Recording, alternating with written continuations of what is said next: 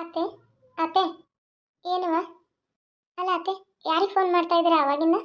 ಅದೇವ, ನನ್ನ ಮಗಳು ರೂಪನ್ಗೆ ಸಿಟ್ಟು ಮಾಡ್ಕೊಂಡು ಹೋಗಿದ್ದಾಳಲ್ಲ, ಒಟ್ಟ ಫೋನ್ ಎತ್ತಾತಿಲ್ಲ. ಅದಕ್ಕೆ ಒಂದಿಟ್ಟು ಫೋನ್ ಮಾಡಿ ಮಾತಾಡಿದ್ರಾಯ್ತು ಅಂತ ಫೋನ್ ಹಚ್ಚಾತಿದ್ನಿ. ಒಟ್ಟ ರಿಂಗ್ ಆಗಿ ಆಗಿ ಇಡಾತೈತಿ, ಎತ್ತಕ್ಕ ಒಳ್ಳೆ ಅನ್ನೋತಾಳ. ಎಷ್ಟು ಮನ್ಸಿಗೆ ಬೇಜಾರಾಗೈತೋ ಏನೋ ನನ್ನ ಮಗಳಿಗೆ. ಅತ್ತಿ, ನಾ ಹೇಳೋದಾದ್ರೆ ನೀವು ಮಾವನವರು ಅಲ್ಲಿ ಹೋಗಿ ಅವಳನ್ನ ಸಮಾಧಾನ ಮಾಡಿ ಬಂದ್ಬಿಡೋದು ಚಲೋ ಅಂತೀನಿ ನಾನು. ಯಾಕಂದ್ರೆ ಯಾಕೋ ಭಾಳ ಬೇಜಾರಾಗೈತಿ. ಮಾವನು ಹಂಗೆ ಮಾತಾಡಬಾರ್ದಾಗಿತ್ತು, ನಮ್ಮ ಮನೆಯವರು ಹಂಗೆ ಮಾತಾಡಬಾರ್ದಾಗಿತ್ತು.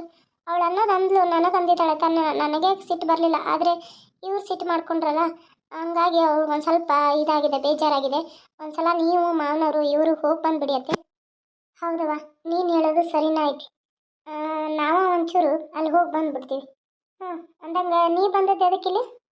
ಅದು ಅತ್ತೆ, ನಂದು ರಿಸಲ್ಟ್ ಬಂದಿದೆಯಲ್ಲ, ನಾನು ಫಸ್ಟ್ ಕ್ಲಾಸ್ ಒಳಗೆ ಪಾಸ್ ಆಗಿದ್ದೀನಿ. ಅದಕ್ಕೆ ನಾನು ಮುಂದೆ ಹಚ್ಚಬೇಕು ಅನ್ನತೀನಿ. ನಿಮ್ಮ ಆಸೆ ಇದ್ದರೆ ನಾನು ಹಚ್ಬೇಕು ಅನ್ನತೀನಿ. ಅಲ್ಲವಾ, ಈಗ ನಿನ್ನ ಮದುವೆ ಆಗಿ ಹೊಳ್ಳಿ 6 ತಿಂಗಳಾತು, ಮತ್ತು ಹೊಳ್ಳಿ ಈಗ ಮಕ್ಕಳು ಮರಿ ಮಾಡ್ಕೋದ್ಬಿಟ್ಟು ಸಾಲಿ ಕಲ್ಕೊಂತ ಹೋದ್ರೆ ಹೆಂಗವ ಅತಿ? ಅದು ನಮ್ಮಪ್ಪ ಅವನ ಆಸೆ ಐತ್ರಿ. ನಾನು DC ಆಗ್ಬೇಕನ್ನೋದು ನಮ್ಮಪ್ಪ ಅವನ ಆಸೆ ಇತ್ತು. ನಾನು ಆಸೆ ಪ್ರಕಾರನ ಚಲೋ ತಮ್ಗೇನೋ ಓದೇನ್ರಿ, ಓದೋದ್ರೊಳಗೆ ಫಸ್ಟ್ ಅದೇನಿ. ಅದಕ್ಕೆ ನಿಮ್ಮ ಒಂದು ಇದು ಬೇಕಾಗಿತ್ತು ನನಗೆ. ನೀವು ನನ್ನ ಮೇಲೆ ಭರವಸೆ ಇಟ್ಟು ಕಳಿಸಿದ್ರೆ ನಾನು ಫಸ್ಟ್ ಕ್ಲಾಸ್ ಪಾಸ್ ಆಗಿ DC ಆಗಬೇಕು ಅಂದ್ಕೊಂಡಿದ್ದೇನೆ ರೀ. ಅಲ್ಲ, ನಿನ್ನ ಗಂಡನ ನಿಮ್ಮ ಮಾವನ್ನ ಕೇಳವ? ನಮ್ಮ ಮನೆಯವರು ಒಪ್ಕೊಂಡಾರ್ರಿ, ನಿಮಗೆ ಹೇಳಿದ್ರೆ ಮಾವಂಗೆ ಹೇಳ್ತೀರಿ ಅಂತ. ಸರಿವಾ, ನಾನು ಅವ್ರು ಬರಲಿ ಆಫೀಸಿಂದ, ಕೇಳಿ ಮಾತಾಡಿ ನಿನ್ನ ಜೊತೆ ಮಾತಾಡಿ ಅಷ್ಟು ಕೂಡಿ ನಾವು ಊರಿಗೆ ಹೋಗ್ತೀವಿ. ಸರಿನಾ? ಸರಿ ಅತ್ತೆ. ಅಲ್ಲ ಅತ್ತೆ, ಅಕ್ಕನ ಓದಕ್ಕೆ ಕಳಿಸಿ. ಅಕ್ಕ ಓದಬೇಕು ಅನ್ನೋದು ಅಪ್ಪ ಅಮ್ಮನ ಕನಸು. ಅವಳು ಓದೋದ್ರಲ್ಲಿ ಭಾಳ ಹುಷಾರಿದ್ದರಿಂದ ಅಪ್ಪ ಅಮ್ಮನಿಗೆ ಅವಳನ್ನ DC ಮಾಡಿಬಿಡ್ಬೇಕು ಅನ್ನೋ ಭಾಳ ಆಸೆ ಇತ್ತು. ಅದೇ ಪ್ರಕಾರ ಅವಳು DC ಆಗಿಬಿಟ್ರೆ ಒಂದು ಒಳ್ಳೆ ಕೆಲಸ ಆಗುತ್ತಲ್ಲ, ಏನೋ ನಮ್ಮ ಒಂದಿಟ್ಟು ಬಡವ ಜನತೆಗೆ ಒಳ್ಳೇದಾಗತ್ತೆ ಅನ್ನೋದು. ಯಾಕಂದರೆ ನಾವು ನಮ್ಮ ಮನಸ್ಸಾರೆ ಜನರಿಗೆ ಸಹಾಯ ಮಾಡಬೇಕು ಅಂತ ಅನ್ನಿಸ್ತೈತಲ್ಲ, ಹಾಗಾಗಿ ನಮಗೆ ಅವಳು DC ಆಗೋದು ಒಂದು ಉತ್ತಮ ಅಂತ ಅನಿಸುತ್ತೆ. ಅದಕ್ಕಾಗಿ ಅವಳು ಕಲೀಲಿ. 3 ವರ್ಷ ಇದೆ ಕಲಿಯೋದಷ್ಟೇ, ಡಿಗ್ರಿ ಕಂಪ್ಲೀಟ್ ಆಗಿದೆ ಅತ್ತೆ. ಇನ್ನು ಅದು 3 ವರ್ಷ ಕಲಿತ್ಲಂದ್ರೆ ಸಾಕತ್ತ. ಅದಕ್ಕಾಗಿ ನೀವು ಒಪ್ಕೋತೀರ ಅಂತ ಅಂದ್ಕೊಂಡೇನಿ. ಅದವ, ಈಕೆ ಅದನ್ನು ಹೇಳಿಲ್ಲ. ನಿಮ್ಮ ಮಾವ ಬರಲಿ, ನಿಮ್ಮ ಮಾವ ಬಂದ ಕಡೆ ಮಾತಾಡಿ ಇವು ಓದೋದು ಬಿಡಿಸೋದು ಏನಂತ ಅವ್ರನ್ನೇ ಕೇಳೋಣ. ಅವ್ರು ಓದಿಸು ಅಂದ್ರೆ ನಂದೇನು ಅಭ್ಯಂತರ ಇಲ್ಲ, ಓದಿಸ್ಬೋದು. ನನಗೆ ಮೊದಲಿದ್ದಂಥ ಅಭಿಪ್ರಾಯಗಳು ಲಕ್ಷ್ಮಿ ಮೇಲೆ ಇಲ್ಲೀಗ. ಅಕ್ಕಿಯೂ ನನ್ನ ಮಗಳ, ನೀನು ನನ್ನ ಮಗಳ, ರೂಪಾನು ನನ್ನ ಮಗಳ, ನೀವೆಲ್ಲ ನನಗೆ ಹೆಣ್ಮಕ್ಳು ಇದ್ದಂಗೆ. ನಾನೇನು ಅಂದ್ಕೊಳ್ಳಲ್ಲ. ನಿಮ್ಮ ಮಾವ ಹೆಂಗೆ ಹೇಳ್ತಾರಲ್ಲ ಹಂಗೆ ಕೇಳ್ರಿ. ನಾನೇನು ಬ್ಯಾಡ ಅನ್ನಲ್ಲ, ಏನಿಲ್ಲ. ನಿಮ್ಮ ಮನೆ ಕೆಲಸ ನೀವು ಮಾಡ್ಕೊರಿ, ಕಾಲೇಜ್ಗೆ ಹೋಗ್ರಿ, ನಾ ಬ್ಯಾಡ ಅನ್ನಂಗಿಲ್ಲ. ಒಟ್ಟಲ್ಲಿ ಈ ನಿಮ್ಮ ಕೆಲಸಗಳು ಏನು ಮನೆಯಾಗಿರಬಾರ್ದು. ಅತ್ತೆನೇ ಒಪ್ಕೊಂಡ್ರಲ್ಲ ಬಾ ಹಂಗಂದ್ರಿ. ಹಾಕನೆ ಬರ್ತೀನಿ ನಡಿ, ಖುಷಿಗೆ ಅಡುಗೆ ಮಾಡಿಬಿಡೋಣ. ಅತ್ತೆ ಮಾವನ ಜೊತೆ ಮಾತಾಡ್ತಾರಂತೆ. ಸರಿ ನಡಿ ಅಕ್ಕ, ಅತ್ತೆನ ಕೇಳ್ಬಿಟ್ಟು ನಾನು ಬರ್ತೀನಿ. ಸರಿ ಕಣೆ ಬಾ. ಅದು ಅತ್ತೆ, ಇವತ್ತು ಅಡುಗೆ ಏನು ಮಾಡೋದು ಅತ್ತೆ? ನೋಡ್ರವ, ನನಗೂ ಉಣ್ಣಕ್ಕೆ ಮನಸ್ಸಿಲ್ಲ. ಏನು ನೋಡ್ರಿ, ನಂಗೆ ಭಾಳ ಖುಷಿ ಆಗ್ತಾ ಇದೆ ಅತ್ತೆ. ಅಲ್ಲ, ಅಕ್ಕನೇ ಓದೋಕ್ಕೆ ನೀವು ಕಳಿಸ್ತೀರಲ್ಲ ಪ್ಲೀಸ್. ಯಾಕಂದರೆ ಅವಳು ಓದಿ DC ಆಗಿ ಅವಳು ಕಾಲ ಮೇಲೆ ಅವಳು ನಿಂತ್ಕೊಂಡ್ರೆ ನಾಳೆ ಏನೇ ಸಮಸ್ಯೆ ಬಂದರೂ ಎಲ್ಲನೂ ಅದನ್ನು ಇದು ಮಾಡ್ತಾಳೆ ಅನ್ನೋದೇ ನನ್ನ ಆಸೆ. ಪ್ಲೀಸ್ ಅತ್ತೆ ಒಪ್ಕೊಳ್ಳಿ. ಆಯ್ತಮ್ಮ, ನಾನು ಅವಳ ಮುಂದೆ ಹಂಗೆ ಹೇಳಿದೆ. ನಿಮ್ಮ ಮಾವನ ಒಂದು ಮಾತು ಹೇಳಬೇಕಲ್ವ ಹಿರಿಯರು, ಅವ್ರನ್ನ ಕೇಳಿಬಿಟ್ಟು ಮಾಡು ಅಂದರೆ ಈ ವಾರದಾಗ ಅಡ್ಮಿಷನ್ ಮಾಡೋಕೆ ನಡೀತೈತಿ. ಸರಿ ಅತ್ತೆ. ಅತ್ತೆ, ಇನ್ನೂ ಒಂದು ವಿಷಯ, ಅವಳು 1 ವರ್ಷ ಇಲ್ಲಿ ಕಲಿತ್ರೆ 2 ವರ್ಷ ಬೇರೆ ಊರಲ್ಲಿ ಕಲಿಬೇಕಾಗತ್ತೆ. ನಿಮ್ಮ ಅಭ್ಯಂತರ ಇಲ್ವಲ್ಲ? ಏನು ಬೇರೆ ಊರಲ್ಲ? ಅಲ್ಲಮ್ಮ, ಅವಳು ಅಲ್ಲಿ ಹೋದರೆ ಅವಳ ಗಂಡನ ಗತಿ ಏನು? ಅವಳ ಜೊತೆನೇ ಅವಳ ಗಂಡನೂ ಹೋಗ್ಬೋದು, ಅದರಲ್ಲಿ ಓದೋಕ್ಕೆ ಅವಳಿಗೆ ಡಿಸ್ಟರ್ಬ್ ಆಗುತ್ತಲ್ಲ. ಹಾಗಾಗಿ ಅವಳು 2 ವರ್ಷ ಹೋಗಿ ಬರಲಿ, ಬಾವ ಇಲ್ಲೇ ಇರಲಿ. ಅವ್ರಿಗೆ ಎಲ್ಲ ಅವ್ರದ್ದು ಊಟದ್ದು ಎಲ್ಲ ನಾನು ನೋಡ್ಕೋತೀನಿ. ಹೇಗೋ ಫೋನಲ್ಲಿ ಮಾತಾಡ್ಕೊಂಡಿರಲಿ, 2 ವರ್ಷ ಅಲ್ಲ, ಅನ್ನೋದ್ರಲ್ಲಿ ಬಂದು ಹೋಗುತ್ತೆ ಅತ್ತೆ. ಸರಿಮ್ಮ, ನಿಮ್ಮ ಮಾವನ ಜೊತೆ ಮಾತಾಡ್ತೀನಿ. ಸರಿ ಅತ್ತೆ, ನನ್ನ ಮುದ್ದು ಅತ್ತೆ. ಥ್ಯಾಂಕ್ ಯು ಸೋ ಮಚ್ ಅತ್ತೆ. ಸರಿಮ್ಮ, ನಾವು ಇವತ್ತೊಂದು ಸ್ವಲ್ಪ ಸಾಯಂಕಾಲ ರೂಪನ ಮನೆಗೆ ಹೋಗಿ ಬಂದ್ಬಿಡ್ತೇವೆ. ಸರಿ ಅತ್ತೆ, ಹೋಗಿ ಬನ್ನಿ. ಯಾಕೆ ನನ್ನ ಮಗಳಿಗೆ ಫೋನ್ ಎತ್ತಾತಿಲ್ಲ? ಎಲ್ಲಿ ಹೋದ್ಲು ಲಕ್ಷ್ಮಿ? ಒಂಚೂರು ಬರೀ ಕೆಲಸ ಕೆಲಸ ಅಂತಾಳೆ.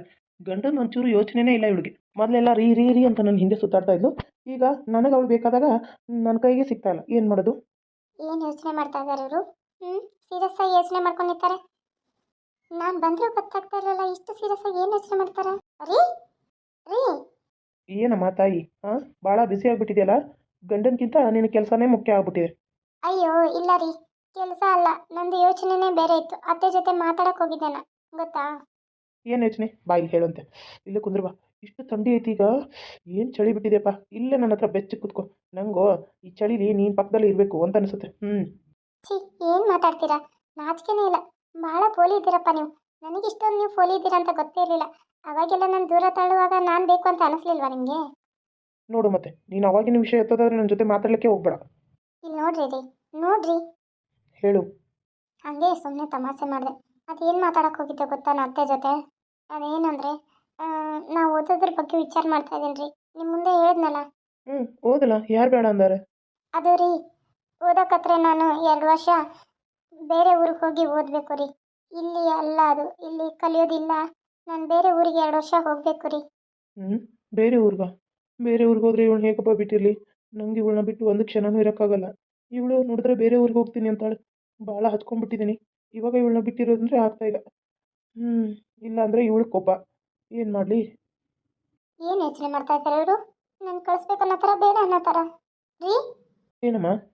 ಅಲ್ಲ, ಏನು ಯೋಚನೆ ಮಾಡ್ಕೊಂತ ಕುಂತ್ರಿ?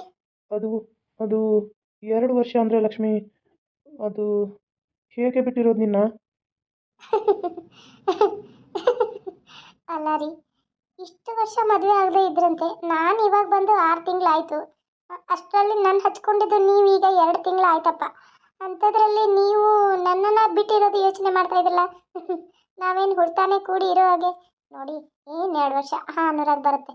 ಅತ್ತ ನಾನು ಸಾಯೋವರೆಗೂ ನಿಮ್ಮ ಜೊತೆನೇ ತಾನೇ. ಲಕ್ಷ್ಮಿ, ಸಾಯೋ ಮಾತು ಮಾತಾಡಬೇಡ. ಈಗಾಗಲೇ ನಾನು ಸತ್ತು ಹುಟ್ಟು ಬಂದಿದ್ದೀನಿ. ಸಾಯೋ ಸ್ಥಿತಿ ನೋಡಿದ್ರೆ ನಂಗೆ ಭಯ ಆಗುತ್ತೆ. ಅಂಥದ್ರಲ್ಲಿ ನೀನು ಸಾಯೋ ಮಾತು ಮಾತಾಡೋಕ್ಕೆ ಹೋಗಬೇಡ. ಓದಬೇಕಲ್ಲೋ, ಓದು. 2 ವರ್ಷ ತಾನೇ ಇರ್ತೀನಿ, ಅದೇಗೋ ಇರ್ತೀನಿ. ಆದರೆ ನೀನು ಫೋನ್ ಮಾತಾಡ್ಕೊತ ಇರಬೇಕು. ಸರಿ ರೀ, ನಾನು 2 ವರ್ಷ ಓದ್ಬಿಟ್ಟು ಬರ್ತೀನಿ. ಸರಿ. ಅಲ್ಲಿ ನೀನು ತಾಳಿ ಮೇಲೆ ಹಾಕೊಂಡು ಅಡ್ಡಾಡು. ಯಾಕೋ?